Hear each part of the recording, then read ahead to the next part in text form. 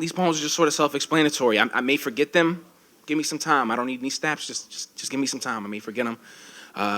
But I'm hydrated. I'm feeling good. We all remember the first time we tried vodka. At least I do. I was 12 years old. I was with my play cousin. We snuck into his mom's cabinet, pulled out the coolest bottle we can find, and chased it with Kool-Aid. And that morning, my eyes were as red as Kool-Aid. That morning, I was so hungover, I almost drowned in the community pool.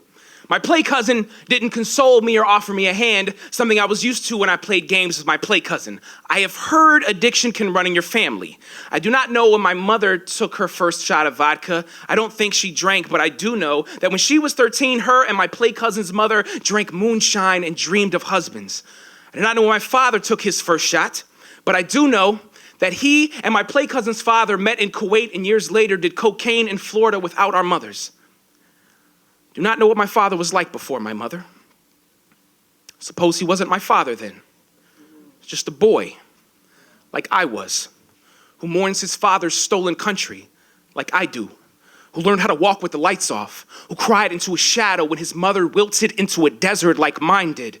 Me and my father both learned how to deal with grief. He did by playing soccer. I did when I learned how to eat cereal with a fork when he used all the spoons shooting up in the bathroom. My mother learned how to cope by curling into a ball, hoping this would stop me and my father from fist fighting. It usually didn't. One night, when my father screamed a white noise of addiction so far into the air, it turned the sky into a ghost, I came downstairs, pushed him to the ground. At that moment, my father turned back into a boy without a mother, and he told me he never meant for it to be this way.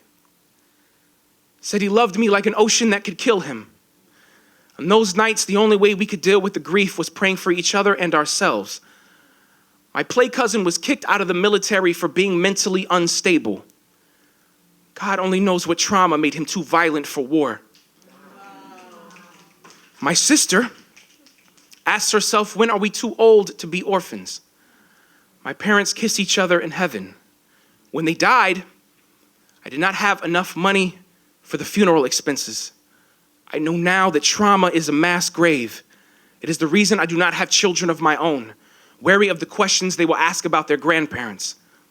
The last time I tried vodka was in 2007, and like my father, I did it to cure this loneliness. But I know now that grief is not chips on a bingo board. It is not a fighting word, and it is certainly not a drinking game. Grief is drowning in a pool full of lifeguards who have only asked you why you haven't learned how to swim yet.